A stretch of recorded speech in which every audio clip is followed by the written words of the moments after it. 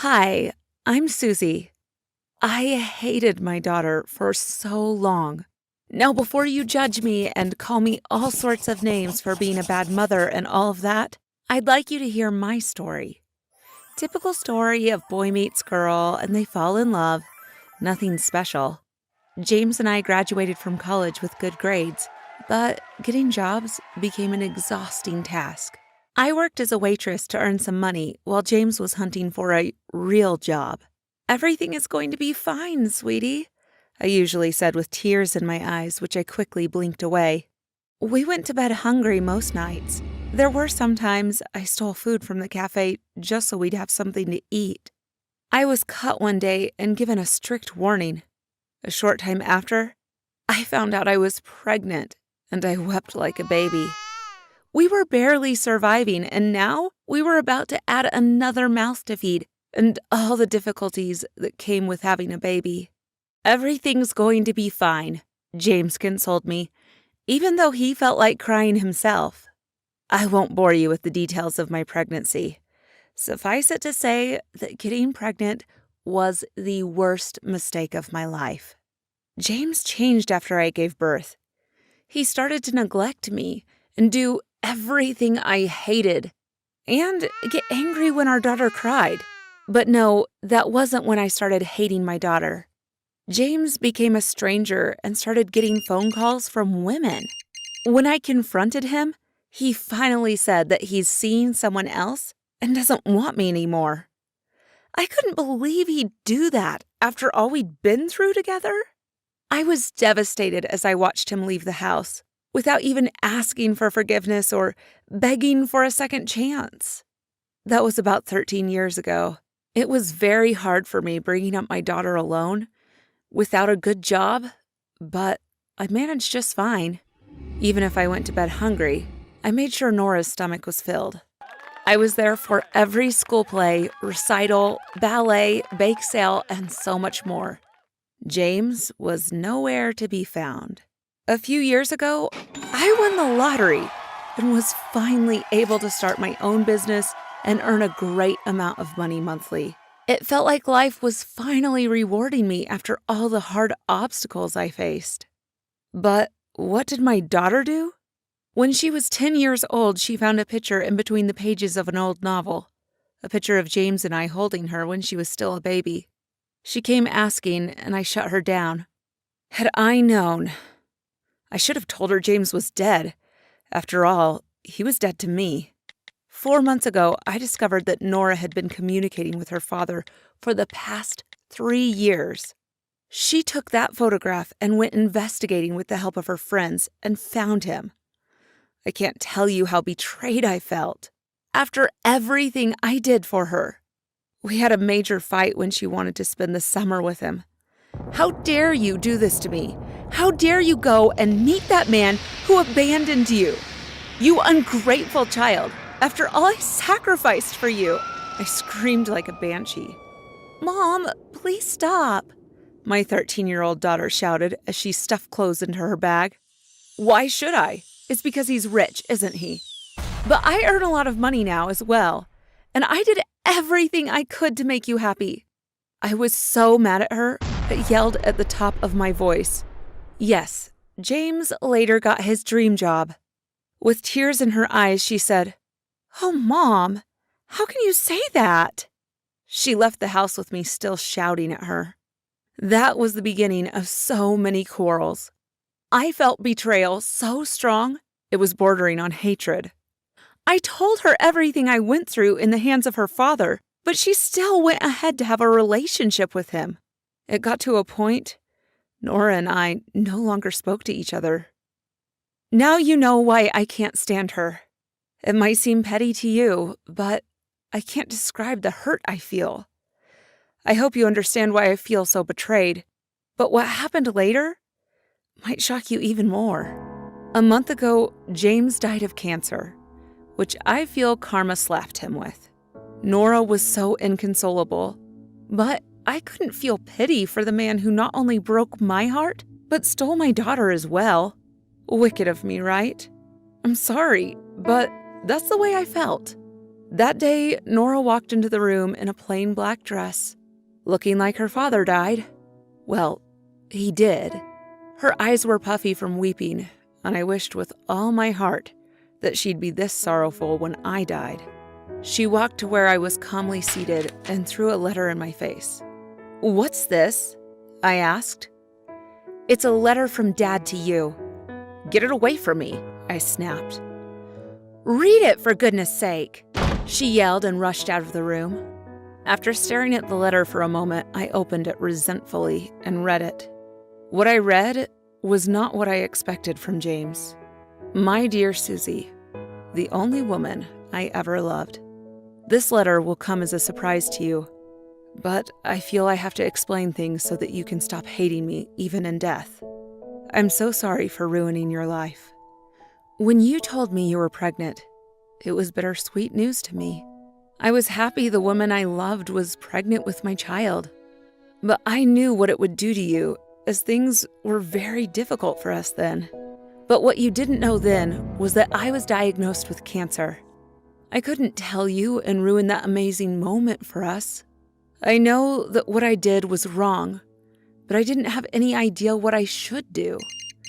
So I pretended to be with someone else and started to treat you badly just so you would leave. I didn't want you and our daughter to go with me through this horrible journey of fighting cancer. I'm so sorry, my love. I died the day I left you, but I thought it was for the best. I sent you money through your boss every opportunity I got and made him call it a raise. You didn't win the lottery, my love. I sent you that money immediately after I made my first $1 million, and I'm happy you used it to set up your dream business, which has made you live in comfort with our daughter ever since. I beat cancer a while before that, but I was told the chances are high that I would become sick again, so I couldn't risk it. I wanted to love you from afar, but I couldn't die before meeting Nora. When she found me that day, I couldn't help but take her into my life. She's a wonderful daughter, thanks to you. I'm glad you found happiness without me. I'm so sorry for everything. Please, find it in your heart to forgive me. I love you." Tears ran down my eyes in waves. Nora came into the living room, stared at me with pity in her eyes, and sat down to draw me into her arms. We cried together. "I'm so sorry. I'm so sorry," I wept pitifully. "It's okay, Mom. You didn't know. He explained everything to me when we met for the first time, but he told me to keep it from you. I had to respect his wishes. He was afraid you'd get back together, and then he dies and leaves you in tears. But I convinced him to write everything in this letter." That moment, my daughter and I connected again. I regretted all the time I spent hating her and her father. Maybe it's too late now, and I can never tell James how I feel. I want to punch him in the face for doing this to me, but also to hug him and kiss him and forget all the pain. It's too late. But it is not too late to love our daughter, the fruit of our love, forever. I was going to school when suddenly I felt someone pushing me to the ground. "Ouch!" I screamed. I fell on my side, but before I got the chance to get up, I felt someone handcuff me. At first, I got excited and thought it was my crush from school acting all playful with me. I mean, I've been sending him signals the past few weeks.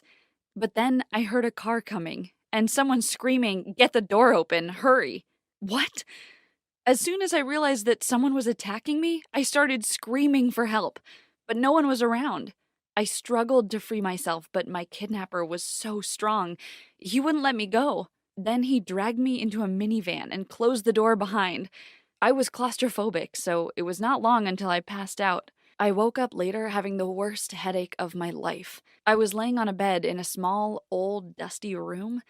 I was confused for a bit, but then I remembered what had happened. Who the hell brought me here? I headed to the door and started knocking it hard. I screamed at the top of my lungs, "Get me out of here! Hello? Someone! Get me out of here!" Someone responded, "Hey you, we're coming in a second." I stopped yelling. I put my head on the door trying to eavesdrop, and I heard someone saying, "She's not the one, you idiot! I told you she's blonde. This one has brown hair." Wait, are they talking about me?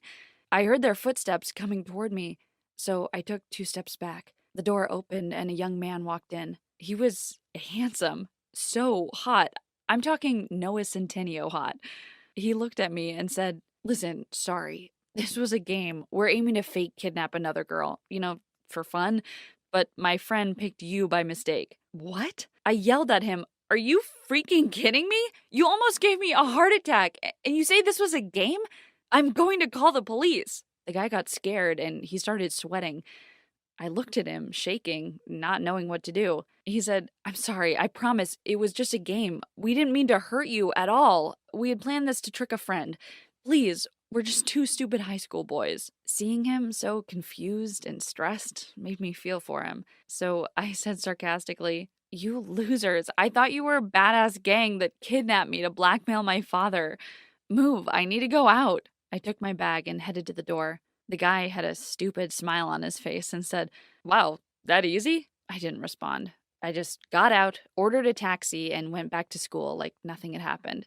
They just ruined my morning, that's all. I thought that I would never see that guy again, but to my surprise, a week later, I found him working in a fast food restaurant that opened recently in the area.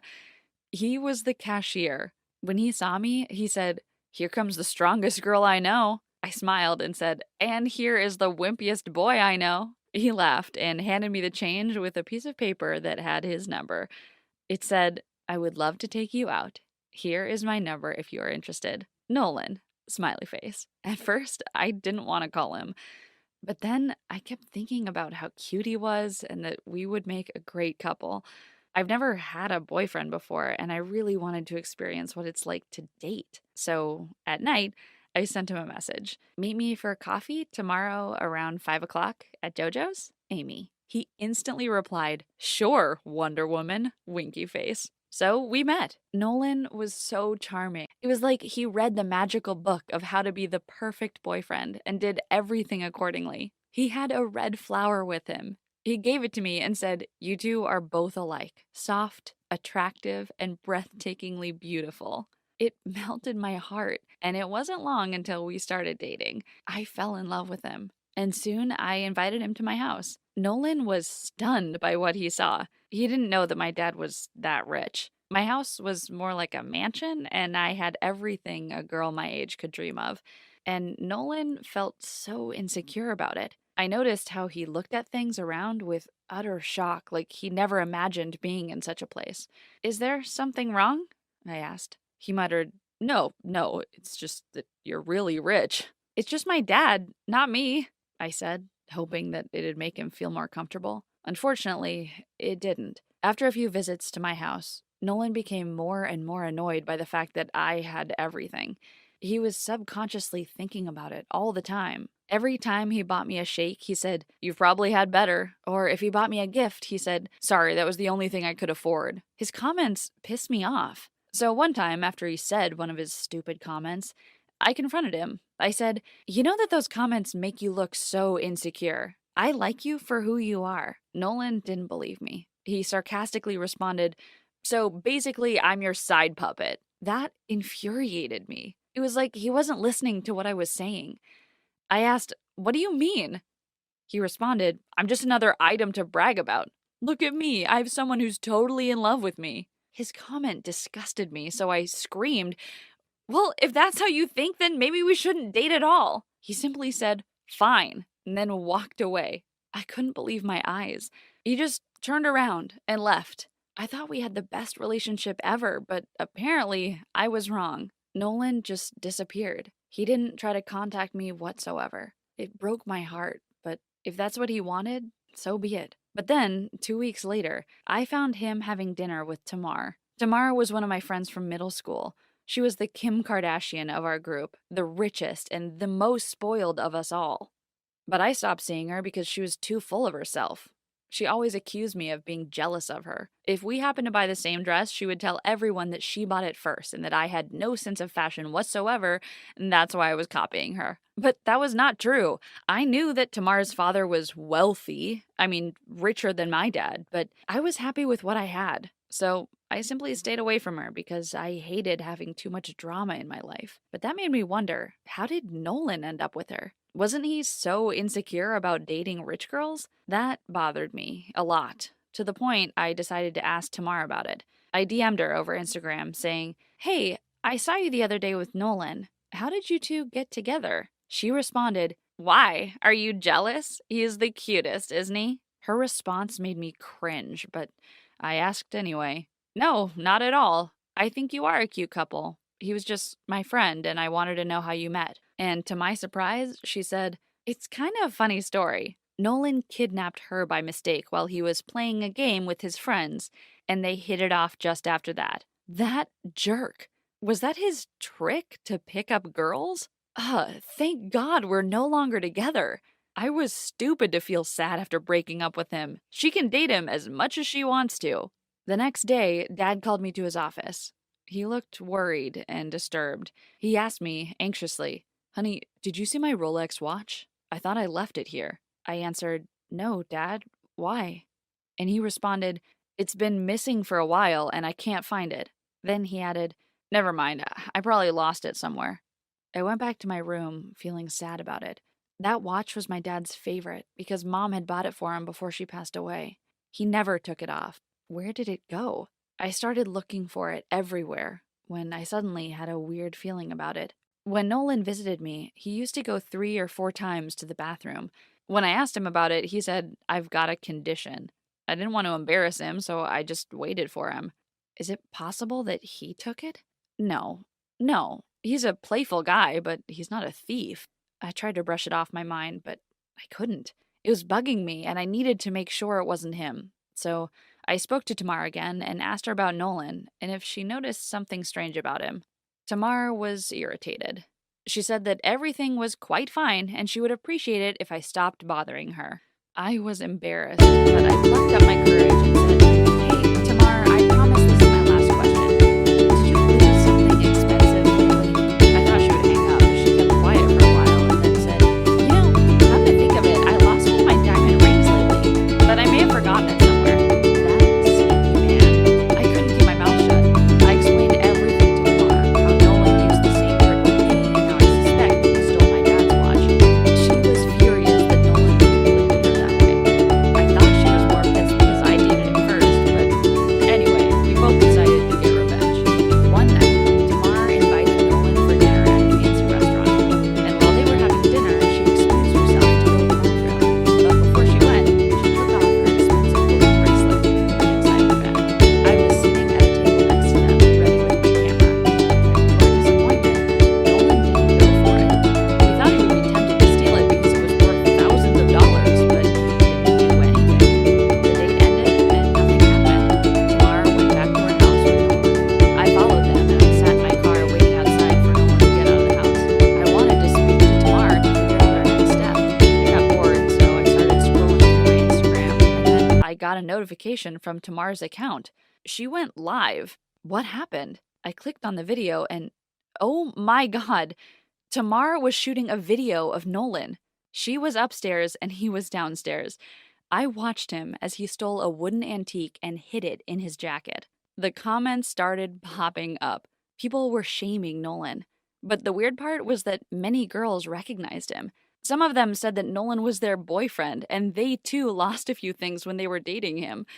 He was a pro. I called the police while the video was still on, and they arrived 10 minutes later.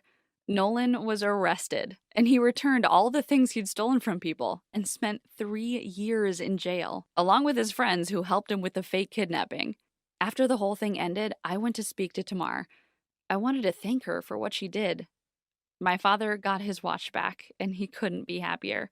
I thought we could be friends again, but when I called her, she said in a nasty tone, "You don't have to thank me. You're still a loser. Just don't get into trouble again, you stupid girl." Gosh, she'll never change. What do you think of my story?